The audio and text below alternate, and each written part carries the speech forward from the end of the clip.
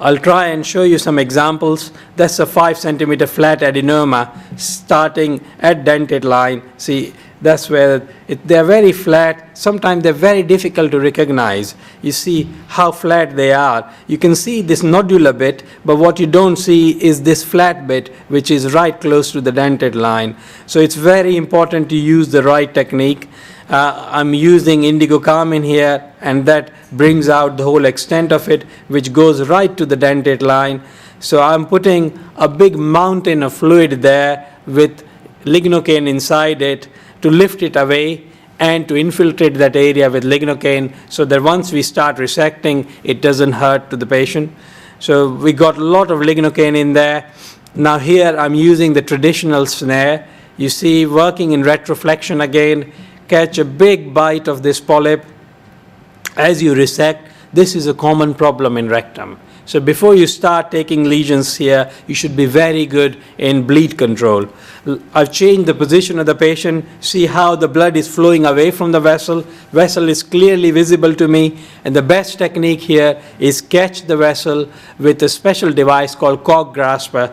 Catch it, the bleeding is stopped, and now cook it. Cook it really hard so the vessel is cooked, and that's what is the most effective way of managing bleed in this area. And bleeding and oozing here is very, very common. Somehow rectum is very, very vascular and it causes a lot of oozing, so you need a lot of expertise in bleed control. Once that was done, it was very straightforward to resect the rest of the lesion. This is a difficult challenge. Here the lesion is very subtle, and it's not involving 1/3 or 2/3, but there's a circumferential adenoma all the way around the dentate line. So this patient was again being referred to the surgeon. I had a look at it. Because it's so subtle, normally we don't mark, but here you can see I've marked it around so that I don't leave anything behind. It's a completely circumferential adenoma involving all the way around the anal orifice. And what we're going to do here is resect 3/4 of it today and then bring the patient back after 3 months and resect the remaining 1/4. Because if I take the whole lot off today, patient gets anal stenosis. And you'll see here, so we just mark it, lift, and just taken 3 bites, which removed 3/4 of it. And that's what is the best thing, because that's what traditionally surgeons used to do, transanal resection. They will resect half of it and then resect the other half at a later date. And we can do that exactly the same thing through an endoscope. There. So we've taken 3 bites, that's 3/4 of resection. We left just this tiny little bit of adenoma behind. 3 months later, I brought the patient back, resected that, never heard from him again. We've had 2 more endoscopies since then. There's no recurrence, there's no stenosis, and it's a very good job done. TEMS is, as I said to you, quite common in England, and this is a patient who's had recurrence after TEMS. So a TEMS surgeon has removed this lesion. As I said to you, they're very subtle, they're very flat, and if your endoscope doesn't have a very high resolution, or if the TEMS surgeon doesn't use extra techniques to recognize it, they'll miss and they'll leave a little bit of adenoma behind. This is what happened in this patient. 3 years after TEMS surgery, he's come back with a huge recurrence. There's scarring everywhere. There's scarring at the top end, there's scarring on the side. So here, traditional technique doesn't work. I've got a gastroscope, I've got a cap fitted in front of the gastroscope, and I'm just sitting at the anal verge, almost outside the patient's bottom. And that's a dentate line just below there. See, the knife is cutting just above the dentate line. This is again infiltrated with lignocaine, and we cut just above the dentate line. And as you cut here, the lesion retracts into the rectum. And the more it goes into the rectum, the easier it becomes for us to resect it. So just keep cutting all the way just above the dentate line, and as we cut, it keeps retracting. See that? It's retracting inwards. Yes, you do come across these blood vessels and sometimes hemorrhoids, but that's not a big deal. You catch a vessel and you cook it. That's not a problem at all. We can control that. You can cut the scarring. You saw on the top, it was all scarred up. So you just have to cut the scar through the knife, and once it retracted into the middle, I just stopped short of using the knife there, use the snare again. And you can resect it again in one big piece. Now, after doing a bit of dissection, it looks very ugly. This is not because my technique was ugly, but this is all scarring, terrible scarring. And you do get post-TEMS recurrence, and again, the knife saved the day here rather than putting the patient through repeat TEMS or repeat surgery. And 3 months later, it was all clear. I've done the repeat procedure again in 2 years' time, and that's all clear as well. There are a whole range of knives. There are about 18 knives available. So you can get very confused about which knife to use, how to use. So you just have to develop some expertise in 2 or 3 knives and stick with that. Otherwise, you'll get very confused because each knife works differently, the settings are different, and the risks are different. So get used to some of the knives and then just stick with that. I normally use combination of couple of knives. You'll see again a very low lesion starting at dentate line, about 8 or 9 centimeter going up into the rectum. Once you get very good skills with these knives, use starting as hybrid, and then once your skills get good, you can see here, now this was done just last month, in January, we can now resect the whole lesion with the knife rather than using the snare. Just keep on using the knife, and that helps us resect the whole lesion in one big piece with very clear margin. Again, using gravity, change of position, all those strategic thinking is required. And we can't talk about it. That's something you need to see in the patient and see how you move the patients around depending on where the lesion is and how it's retracting. As it's retracting this way, you keep going on. So it's moving from left to right with the patient on their left, and the lesion is moving away from the wall. See, as we cut, it's moved away from here. The planes open up so nicely. Then you start resection, change the position of the patient to the other side, start resection on the other side, and it starts retracting again away from you, and the planes open up so well. And you can keep dissecting. This knife comes very handy to go underneath. When it is not very clear, very difficult to get underneath, use this IT knife, which has got a ceramic bubble, and that avoids perforation because the needle doesn't go deep, and you work in the plane, and that helps you dissect. And here you can see the whole lesion is resected in one single big piece. We had to order a specially designed platform to pin it down to get. We were suspecting cancer in this little nodule, and fortunately there wasn't. It was only high-grade dysplasia in this 8 centimeter specimen, and that again avoided surgery. So these techniques work very well. Sometimes you can come across a very impossible situation. This is a patient who had a high anterior resection for a previous polyp. And then the surgeons have been following up with standard definition endoscope. 4 years later, a patient comes up with a recurrence at the anastomosis, complete circumferential recurrence at the anastomosis, on the other side of the anastomosis, and all the way down from the anastomosis 20 centimeters down to the dentate line. So the lesion goes from dentate line to 20 centimeter in the rectum up to the anastomosis, circumferential involvement of the anastomosis and onto the other side. That's very difficult. Endoscopically, doing anything around an anastomosis is high risk because that puts patient at risk of perforation. So the option here was to have a repeat surgery and have a permanent colostomy. So what I did was discuss with our laparoscopic surgeon about options. And our surgeon said to me that, Pradeep, if you can give me 5 centimeter of clear mucosa, I'll do a primary laparoscopic resection and a primary anastomosis. No problem at all. So here my aim is completely different. I'm not working here to resect the whole lesion, but to resect from dentate line upwards to give the surgeon as much clear margin as I could. And you'll see here what I'm doing is, so I decided to give him 10 centimeters of clear margin because when it heals, it will shrink down. So here you can see the lesion starting all the way at the dentate line. It's again very, very subtle. So again, it's very important to mark. And we started in a very, very systematic fashion right at the bottom end from the dentate line, slowly move upwards, making sure that nothing is left behind because you do not want any recurrence here or any residual adenoma here. So you're working in a very clear strategy, working on the left side first, then tackling the middle bit.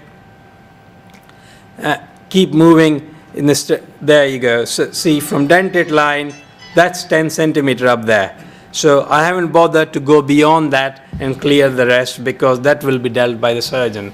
When this healed up, he had about 7 or 8 centimeter of clear, healthy, normal mucosa 3 months later, and had a primary laparoscopic resection with a primary anastomosis. No need for a colostomy or ileostomy for life. So again, just some parallel thinking and how we can change things. That saved the day for the patient. So the important points to consider is, have I got the skills to do it? Please do not start taking it off if you don't have the skills. How long will it take? These procedures can take about 3, 4, 5, 6 hours. So you have to allow for that. You can't just start at 7 o'clock in the evening or 6 o'clock in the evening when the nurses are about to go home. And this is very crucial. These procedures, once started, have to be finished the same day. There is no second chance. So it has to be finished the same day. Be very careful.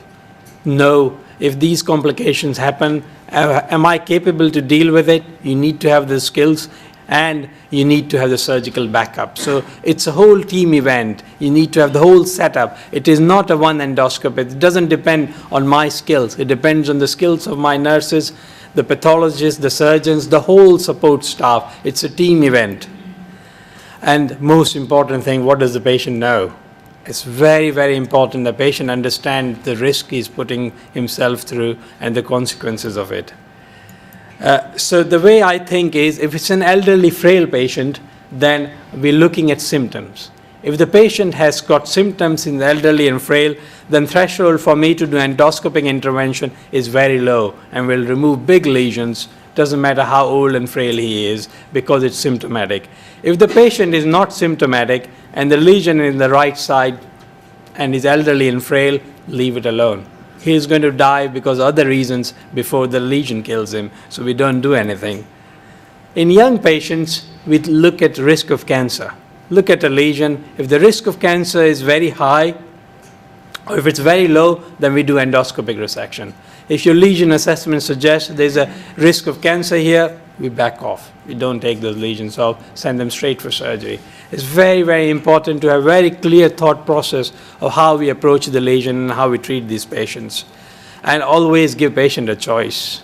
Yes, I might be a very good laparoscopic surgeon or a very good endoscopist, but if patient doesn't want what I can offer, then there's no point doing it because that will cause problems. I'm not going to go through the literature. You can look at all these.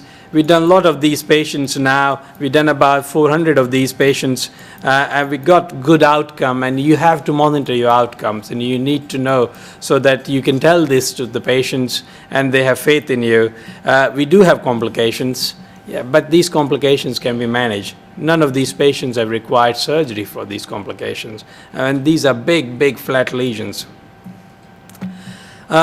That's just very quickly to show you about the big polyp, pedunculated or sessile polyp. This is very difficult polyp to catch. You can't see the whole polyp. So what I'm doing is putting the snare around and pulling it towards me, opening the snare, getting close to it. See, I'm not going to remove it. I'm just caught it. I'm moving the endoscope very close to it, open again, push the snare down. Slowly, by 2-3 times such movement, I can get to the base of it. Otherwise, there was no way of getting this polyp. It was just impossible on a band, very difficult position, and finally we got to the base of it. So just push and pull, get close to it, catch and pull it towards the endoscope, move the endoscope in, then open the snare, push it down, and slowly it will get to the base of it. Sorry. Bleeds are common. I've shown you how we do it. For the sake of time, I won't go into it again, but these big lesions like that are very vascular. They bleed, and you need to have very good skills in controlling the bleed. So let's move on from this. But the common techniques people use for bleeding is inject adrenaline. We've injected adrenaline into the stalk of this polyp, bit of indigo carmine, remove it, and still see that little ooze. That's dangerous. Half an hour later, there'll be a big, big bleed, so you can't leave it. So put a clip on top of it. And so adrenaline injection didn't work here, but clip did. You can see it was pulsating, big fat stalk. We put a loop on it, very tight loop, resect. And once you see that, if you see blood at the base of it, this is going to bleed later. You can't leave it. So you put a clip on top of this. This is very, very important. There's a lot of literature on this, but I tell you, none of these techniques are effective on their own. It's your assessment.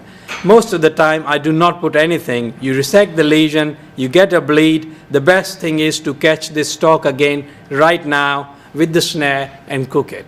That's what works the best. Very important then, your nurse doesn't take your snare out as soon as you resect this. So always keep your snare in. As soon as we caught this, that was job done. So there are various ways of controlling the bleed. The best is the endoscopist's assessment of the lesion after the polypectomy and action on it. These loops can cause problem. They can get stuck into your endoscope, in your snare, and that's a disaster. Here we put a nice loop on it. As you resect, look at this tail. There's a long tail, and when the space is limited, the tail gets caught in the snare. So I've cut the polyp, but the plastic tail of this loop is stuck in the snare. It's a disaster. Because it's melted and it's stuck to the snare, it's so difficult to get rid. The more you pull, the more it pulls towards you and gets more and more stuck to your snare. So the only thing you can do is open your snare, push away, go in. So I had to go about 20 centimeters in before it disengaged from the snare. So remember that. Open the snare, push in, go in, and finally, see, it will disengage. And that's what you need to do. So these endoloops can cause a big problem. Be very careful when you're using the endoloops. Very rarely, we have had perforation, 2 so far. This is one of them. This is a special knife made by Fujinon where you can inject at the same time as you cut. So it gave me a false sense of satisfaction because it does make it very safe. You inject, lift and cut, inject, lift and cut. So you can see that nice little cut with the knife. It's called flush knife, which has got a little ball in front of it. And as you cut, you open up this mucosal window. Through this, you push the knife and then you can inject. There you see, the knife can inject for you. So you don't need a separate needle. Makes the procedure very fast and very safe. You can inject through the knife now into it. You'll see the very nice lift. So it's just one knife which does everything for you. So you can inject, you can cut, you can coagulate, do everything. So it's all going very well. And as it's going so well, my defenses have gone down and I'm cutting now at 90 degrees to the muscle. That's very bad technique. This is illustration of a bad technique. You never cut at 90 degrees. You always cut in parallel. There you got a perforation. So what do you do now? Either you panic and you call the surgeon, or what I did here is put a clip around it straight away. There, get an endo clip. You can see bubbles coming through already. Close it. There. One clip. It closes the hole. Then I completed the ESD around it. Use the knife to cut all the way around. And then put the snare very, very close to the clip, but not involving the clip. And catch the whole lesion in one go, because we already got the whole ESD incision around it now. So you can still catch the whole lesion in one go rather than doing full ESD. This is a shortcut now. We catch the lesion in the snare, resect the whole lesion in one piece there, but you leave a little island around the clip where you got the clip, because if you're too close to the clip, the snare doesn't work very well. There, the lesion has come out in one piece, and you got a little bit of mucosa left around the clip. So you just cook it now with argon. And that avoided any recurrence later on. This patient stayed in hospital for 2 days, bit of IV fluid and antibiotics, no problems at all. Had a bit of temperature on the same night, about 37.5, and that's about it. Nothing else he felt. So in summary, difficult polyps is a relative term, and there are various ways of dealing with it depending on the endoscopist. There are all sorts of techniques that we can use to deal with them. The most important thing is the training. The endoscopist needs a lot of training. We do run a training center there, so if any of you are interested, get in touch with me. But don't forget, we treat patients, not polyps. So do a very good assessment. As I said to you, it's a team event, and I spend a lot of time building the team. So I have a fantastic team, so we can get very good outcome. You should work on your team as well. Thank you.